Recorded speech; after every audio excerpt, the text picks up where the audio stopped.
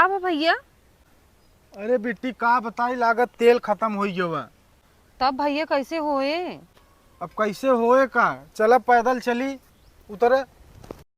मैं गरीब हूँ, मैं गरीब हूँ। भैया 10-12 मिनट का टाइम और रह गया। स्कूल अगर टाइम से ना पहुँचे न और आज पेपर हमार छूटा, जान लो पूरे साल का पढ़ाई फिर नाश हो जाए। पगली तरह टेंशन जिन ले, अबे तक तोर भाई जियत आटे, तोर कोनो भी कीमत पे हम पेपर छूटे न दे। का बचवा?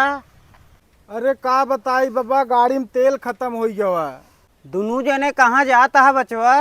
अरे बाबा यही बिट्टी के इंटर के पेपर रहा, वही फौजदार इंटर कॉलेज मछली शहर में जात रहे देवावे, तब से गड़िया के तेलवा खत्म हो गया।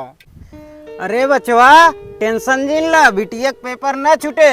हला हमार साइकिल गाड़ी ही खड़ी कई जा, साइकिलिस्ट पेपर देवाई लिया वा। बहुत बहुत धन्यवाद बाबा, आज तोहरे इस सहयोग से हमरे बहनी के पेपर छूटे से बच गया। आप जहाँ रहा हमेशा जिंदाबाद रहे। अरे बचवा हमार जिंदाबाद जिन करा, जे साइकिल रहे बा ओकर जिंदाबाद करा। तब के का जिंदाबाद करी बाबा? अखिलेश यादव। अखिलेश यादव जिंदाबाद।